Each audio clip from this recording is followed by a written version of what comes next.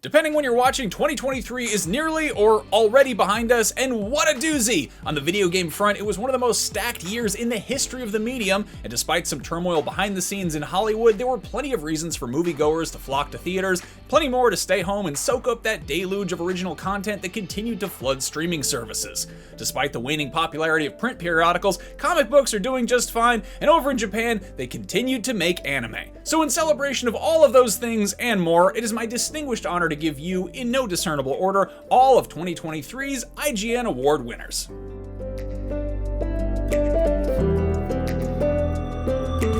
Let's start with the big one. The IGN Award for the best game of 2023 goes to The Legend of Zelda: Tears of the Kingdom. Back in 2017, Breath of the Wild breathed new life into the open world genre, politely reminding any jaded players why The Legend of Zelda is so legendary in the first place, and it set an unfairly high bar for basically every game released since then, but especially for Link's next adventure. After the longest wait between new entries in series history, Tears of the Kingdom delivered. Any doubts players might have had about revisiting a familiar version of Hyrule was quickly dispelled after seeing Link launched into the heavens and hurled into new depths. Our hero's new toolkit of abilities and toy box of Zonai gizmos led to countless clever creations and puzzle solutions that committed felonies against the laws of physics so severe they should have broken the game repeatedly, but mostly they just broke our brains. Let's be realistic here. This game looked like Game of the Year material miles away. This result isn't really a surprise, but it cannot be overstated just how much Tears of the Kingdom managed to exceed even the most stratospheric of expectations. On the flip side, the IGN Award for Best Movie of 2023 goes to Barbie? Yeah, I know, not many of us saw that one coming either. Barbie could have, and by all rights should have, been nowhere near as good as it was. It could have so easily been a lazy cash grab with all the imagination of a new hat for Malibu Stacy, but it was instead a wickedly smart, self-aware lampoon/celebration of one of the most iconic plastic figures of the 20th century. The impact of writer-director Greta Gerwig's ambitious vision was felt not just at the box office, where its success made her the first female director to break $1 billion, but also in the interior design world. This movie was so pink, it actually caused a worldwide paint shortage. Did international supply chain issues play a part? Yes, they did, but one look at Barbie's neighborhood makes it pretty clear who's really to blame. Talk about being caught pink-handed. Also, this award could have gone to Oppenheimer, but when we found out it wasn't about horses, we lost interest. Even the best shows can drop the ball at the bottom of the 9th inning, or 8th season, as was the case for a certain other HBO series about horrible, depraved rich people screwing each other over for power, which shall remain nameless.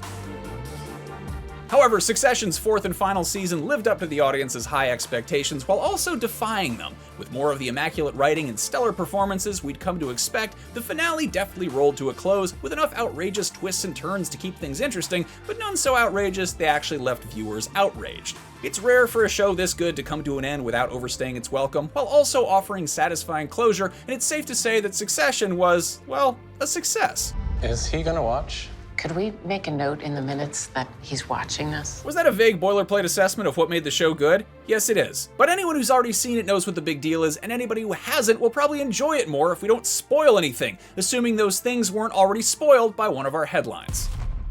While Vinland Saga is technically a TV show as well, it's also anime, and Season 2 has pillaged the IGN Award in that category, along with several kegs of ale and some of our livestock.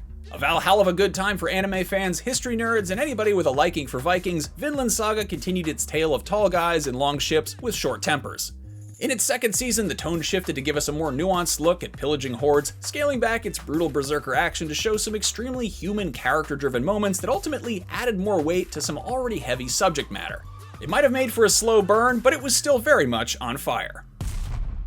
Hey, speaking of people in stupid hats holding swords and torches, the IGN Award for Best Role-Playing Game of the Year goes to Baldur's Gate 3. This one really shouldn't come as a surprise to anyone, especially the players who've sunk thousands of hours into Larian Studios' D&D simulator since it hit early access way back in 2020, or for fans who knew the series' pedigree going in. Gentlemen, contain yourselves. Baldur's Gate 2 won IGN's RPG of the Year 23 years ago, and our review for the first Baldur's Gate way back in 1998 said it was, quote, the best computer representation of Dungeons & Dragons ever made.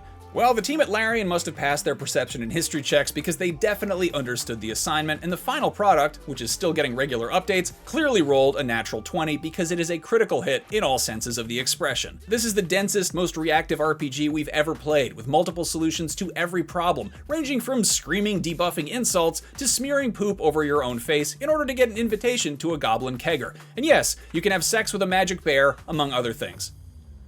Simply put, this is one of the best games ever made, and for what it's worth, this Stadia launch title Dark Horse was a very close second for best game of the year, period. Then you amaze and fuse astound me again. Horror is a genre infamous for cheap scares, low production values, and a general lack of quality, but it also regularly yields some of the most inventive and original projects in a pop culture landscape dominated by sequels, remakes, spin-offs, and otherwise safe bets. The IGN Award for Best Horror Movie of 2023 goes to Talk to Me. They like you. Talk to Me's pitch of what if people treated communing with the dead like it was a recreational drug is so good it's amazing it hasn't been done before, and then subsequently done to death to a Final Destination or Saw degree. But thanks to its pitch-perfect blend of scares, laughs, and genuine human moments, Talk to Me joins the ranks of A24's steadily growing roster of elevated horror from relative unknown directors, Danny and Michael Philippou, who also get the IGN Award for Best Impromptu Fight Choreography during a Comic-Con interview. As for Best Horror Game of 2023, the IGN Award goes to Alan Wake 2. From the get-go, Remedy's long-awaited sequel touted itself as a proper survival horror, and it sure as hell delivered. The original Alan Wake was firmly rooted in creepy horror tropes, but its follow-up didn't pull any punches, jump scares, or grisly details. But like the best horror fiction, Alan Wake 2's terrifying moments were all the more effective because they were used to tell an excellent story, bolstered by memorable characters who came to life thanks to clever writing and stellar performances. This story is a monster. And all of that was brought into focus through awesome graphics, art direction, sound design, music, and use of live-action cinematics that show how far we've come from the likes of Sewer Shark and Night Trap. Really, Alan Wake 2 is just an all-around excellent video game, which just happens to be really f***ing scary. Had From Software released a Dark Souls or a Demon Souls game this year, it's hard to say if it would be eligible in this category. After all, it's not a like if it is a Souls game, but they didn't, so that's a moot point. And the IGN Award for Best Souls-like of 2023 goes to Lies of P. Look, if a movie based on Barbie can win Movie of the Year, a video game based on Pinocchio can win Best Souls-like. And really, we can probably go ahead and chalk this one up as the best Pinocchio video game of all time because there's really not much competition on that front, and we don't see that changing anytime soon. We've gotten plenty of games that pay homage or flat-out rip-off From Software's hallowed Soulsborns, but that delicate balance between tough and fair often proves elusive. Even when a game punishes player failures enough to make their eventual victories feel triumphant, there's always the question of whether it's technically sound enough to run smoothly during the most fast-paced of battles, while also offering some kind of visual spectacle and, I don't know, telling a story somewhere in there. Playing these games is hard enough, making them is even harder, and the team behind Lies of P rose to the challenge admirably, and that's no lie. Much like Pinocchio, comics are also bits of dead trees that magically spring to life to make bad decisions and bullshit everyone, and the IGN Award for Best Comic Series or Graphic Novel of 2023 goes to Marvel's ongoing series Daredevil. This year, The Man Without Fear put the expression, better the devil you know than the devil you don't, to the test, shaking up the status quo in ways that aren't worth spoiling in a year-end recap for anybody who's not up to date. Suffice to say, writer Chip Zdarsky and artist Marco Cicchetto have ended their run with flying colors, fists, size, billy clubs, and so on, earning them a spot among other Daredevil Hall of Famers like Frank Miller, Mark Waid, and Ed Brubaker. If you're not up to date, go support your local comic shop. A comic book love letter itself, Spider-Man Across the Spider-Verse is the winner of the IGN Award for Best Sci-Fi or Fantasy Movie of 2023. Back in 2018, Spider-Man Into the Spider-Verse set a high bar and was awarded, among other things, IGN's Best Movie of the Year. This year, its sequel managed to somersault over the unrealistically high expectations that Sony Pictures Animation set for itself. This time around, the jaw-dropping comic book aesthetic from the first film was given multiple new dimensions, literal and figurative, thanks to distinct art styles to represent the different facets of the Spider-Verse. Wanna get out of here? Jamming as much cool stuff into every frame of a 90-minute movie would have been an achievement of its own, but Across the Spider-Verse clocked in as the longest animated feature film by an American studio to date. And just as there was quality to its quantity, there was plenty of substance to its style. Miles and Gwen's relationship with each other and their parents matured thanks to some relatable, friendly neighborhood reasons, as well as some amazingly spectacular ones.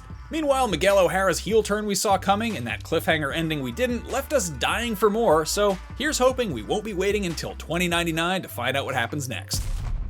Technically, doing anything can be defined as an action, so what constitutes an action game is a constant subject of debate when we try to give out awards or make lists, but that's not as exciting as killing stuff with a lightsaber, so this year's IGN Award for Best Action Game goes to Star Wars Jedi Survivor. Jedi Fallen Order gave fans a new hope that Star Wars games could return to their LucasArts glory days, and after striking back with Survivor, it's clear that the Force is strong with Respawn Entertainment. On top of telling a delightful new tale that was infinitely better written than that previous sentence, and packing in a smuggler's bounty worth of new characters to meet and worlds to explore, Jedi Survivor gave Cal Kestis a variety of new Jedi abilities and lightsaber stances, plus a good blaster at his side. And most importantly, it is the only game released this year that had Turgle, who wins the IGN Award for Best Character named Turgle. Oh no! The 2023 IGN Award for Best Open World Game goes to The Legend of Zelda: Tears of the Kingdom. Who could have possibly anticipated this? The Legend of Zelda: Tears of the Kingdom is evocative, exhilarating, and a masterclass in open world design and a watershed game that reinvents a 30-year-old franchise. It presents a wonderful sandbox full of mystery, dangling dozens upon dozens of tantalizing things in front of you that just beg to be explored. Did it recycle a bunch of stuff from Breath of the Wild? Yes, but I also just recycled a bunch of stuff that I just said from IGN's Breath of the Wild review, and you didn't mind that either. The best open worlds are worth revisiting, and Nintendo added more than enough stuff to make Hyrule well worth the return trip, from the ethereal Sky Islands to its terrifying depths with all sorts of great stuff to discover. Those nightmarish Gleeoks, that bumbling f***ing idiot Addison and his stupid signs, and of course Gloom, which is arguably the best video game representation of chronic depression since Snorlax. It just won't wake up! The 2023 IGN Award for Best PC Game goes to Baldur's Gate 3 for obvious reasons. Because organizing your inventory is easier with a mouse cursor, and the item descriptions are a lot easier to read when you're sitting 20 inches from a monitor instead of 6 feet from a TV. But seriously, Baldur's Gate wouldn't be anywhere near as good as it was at launch without the 3 years it spent in early access on PC, the thousands of players who sunk thousands of hours into a work in progress, and Larian's tireless efforts to implement as much of their feedback as humanly possible. It's a great game no matter where you play it, and that's at least partially the case because it's easier to submit a bug report with a mouse and keyboard than with a controller. But also the controller support is phenomenal too. So even if you're playing on PC, you can use a controller and it's still good. It's really just a good game no matter where you play it. But people on PC, they've been playing since 2020, so thanks, gang. Okay, so we've done IGN Awards for Best TV Series and Best Comic Book, but what about Best Comic Book TV Series? Sure, why not? This year's winner is Gen V. We really didn't need a spin-off to The Boys, but we got one. And we didn't need to see a cartoonishly large but realistically gruesome exploding penis, but we got one of those too. Congratulations. Gen V brought more of the flagship show's trademark razor-sharp super satire to a new corner of that incredibly f***ed up universe, and it was full of fun surprises, you know, aside from the giant exploding penis, which I guess isn't really that out of the ordinary based on what we'd already seen on The Boys. Get it, got it, good. Not to be confused with Best Anime or Best Comic Book TV Series, there's also the IGN Award for Best Animated Series, which goes to Scott Pilgrim Takes Off. Continuing its crusade to turn everything animated into live action and everything live action into animation, Netflix gave us Scott Pilgrim Takes Off. Rather than being a straight rehash, the animated series gave the familiar story a whole new spin and perspective. Its visuals looked like the original comic in motion, but it sounded like Edgar Wright's 2009 movie thanks to its reuniting of the original cast, despite the fact that so many members had taken off to work on some considerably more superpowered projects than Brian Lee O'Malley's little cult comic that could. I had a dream about that girl again. Yo, Scott Pilgrim, I'm really happy for you and I'm gonna let you finish, but Scavenger's Reign is one of the best animated series of 2023, maybe all time, and anybody remotely interested in animation owes it to themselves to give it a watch, and to all of my colleagues who voted for a Canadian rom-com anime over some of the most visually inventive sci-fi animation to ever grace a streaming service, shame on you. Anyway, congratulations to Scott Pilgrim. They let me write this 4,500 word script for the awards thing, so I'm gonna editorialize a little bit here and there, sorry. We're getting a little fast and loose with the awards this year, and I'm very pleased to give out the first ever IGN Award for Biggest Holy F*** Moment, as in the moment that had the most of us saying holy f***. Yeah, that's right, we do cussing sometimes. Basically anything was eligible for this award, but there was one clear winner, the GTA 6 trailer reveal. In 2023, Rockstar Games lived up to its namesake, crashing the party, fashionably late, mired in controversy, but also making such a theatrical entrance that the deafening applause drowned out all other conversation. Originally, the first annual IGN Award for Biggest Holy F*** Moment was going to some character dying on a TV show, but understandably, the GTA trailer was cause for us to take another vote, which favored the latter in a landslide. Grand Theft Auto 6, arguably the most anticipated video game in history, had its official reveal spoiled less than 12 hours ahead of schedule by way of a leaked trailer. Not skipping a beat, Rockstar jumped the gun, flipped the real thing live on the official channels, and it became the most viewed video game reveal trailer in YouTube history in just 24 hours. How hard these last-minute theatrics broke the internet this year, on top of the 2022 incident where a hacker leaked unfinished gameplay, is the video game industry's equivalent to the media circus around a celebrity sex tape. You know, not unlike the kind that a real rock star might make before it was stolen and leaked online. How many more times will Grand Theft Auto 6 make us say holy f*** before it's out? We have at least a year to find out, and something tells us that finally playing it's going to give us plenty of reasons to say that too. Also, honorable mention to another, much more literal Rockstar reveal, which was Jack Black's entrance on the Kelly Clarkson show in a Bowser costume that was so form-fitting that it needed to be blurred out for broadcast TV. That wasn't even nominated, but I am squeezing that one in there. You need to watch Scavenger's Reign and the Kelly Clarkson show. I'm putting that out there. Best known for leaving his enemies and the surrounding drywall holy as f***, John Wick has pulled off a few stunts in his time that have left us saying holy f*** as well. The fourth installment's top-down shootout takes home the IGN Award for this year's best stunt, and it is not hard to see why. Video games have been cribbing from movies since day one, and plenty of movies have tried to return the favor with varying degrees of success, but this top-down one-take shootout sequence is the closest thing we've seen to a live-action S-rank Hotline Miami speedrun. Okay, technically the highest grade you can get in that game is an A+, but you get the idea. And either way, John Wick gets a trophy for this achievement. Everyone who was involved, you're breathtaking. You're breathtaking. Hopefully Mission Impossible getting snubbed doesn't make Tom Cruise drive off a cliff. I mean, again. The irony is not lost on us that we're given the 2023 IGN Award for Best Character to Ken, a character who spends the entire Barbie movie trying to steal Barbie's thunder. But what can we say? His Kenergy was enough to convince us that he's great at doing stuff. Which Ken specifically? There is no just Ken. Who can say? Probably Ryan Gosling, but honorable Kenshins to Simu Liu, Judy Gatwa, Kingsley Ben-Adir, and that weird disembodied mermaid tail Ken with no visible upper body. However, this award does not extend to Alan. Sorry, Alan, I'm still mad about Scott Pilgrim.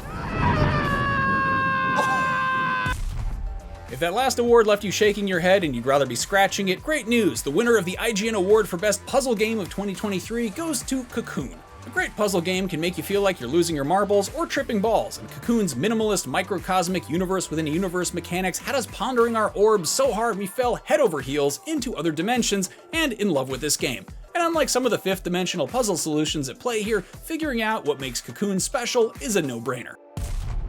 For centuries, the easiest way to punch your friends in the face was by actually doing it. Mother. But thanks to fighting games, we can clobber our pals with the push of a button, assuming our friends don't push that button first. Thanks to the rise of online fighting games, best buds can deliver long-distance ass-kickings back and forth from across the globe, and really, isn't that what friendship is all about? Anyway, the 2023 IGN Award for Best Fighting Game goes to that great celebration of international roughhousing and car vandalism, Street Fighter VI. Retooling a new entry in such an established fighting game series is like redesigning a musical instrument or a piece of sports equipment, and the wrong changes or additions will piss off and alienate the millions of people who've spent years honing their skills more than a rectangular football or a jumbo ukulele. With Street Fighter VI, Capcom kept enough the same to meet the stringent standards of hardcore players while making a colorful splash with a somewhat literal fresh coat of paint. The new installment went especially hard on creating new places for fights to happen, from the World Tour mode's ambitious globe-trotting spin on a single-player campaign to the multiplayer lobbies, which became a surreal and chaotic approximation of players crowded around a Street Fighter cabinet at their local arcade. But yeah, long story short, Street Fighter VI, You win. Great indie games regularly fall into one of two buckets. One is full of absurd, high-concept ideas that immediately convey the appeal of the game. The other is where an elevator pitch doesn't quite do it justice.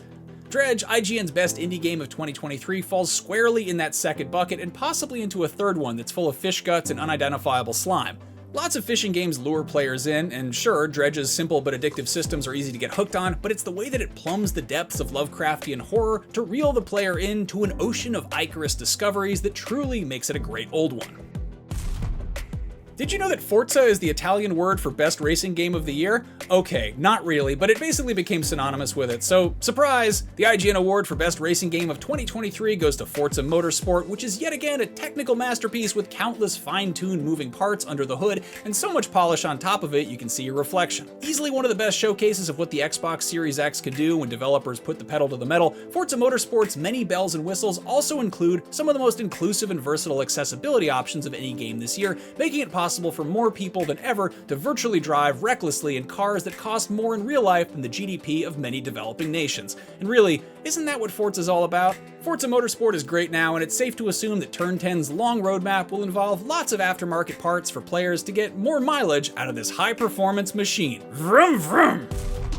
As we're all too often reminded, an annualized sports game doesn't need to swing for the fences, even if that's the primary objective of the sport in question. However, IGN's Best Sports Game of the Year, MLB The Show 23, did exactly that, specifically with its new Negro Leagues mode, which celebrated an important part of sports history with all of the care, reverence, and attention that it deserved, while still retaining the fun of America's iconic pastime.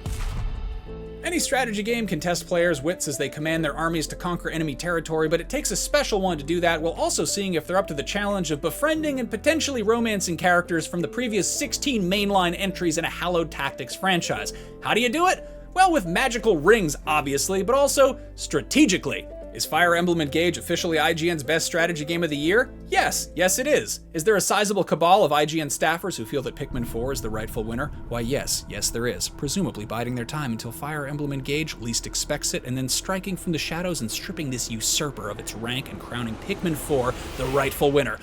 I mean, congratulations to Fire Emblem Engage, IGN's Best Strategy Game of 2023. Long live Fire Emblem Engage.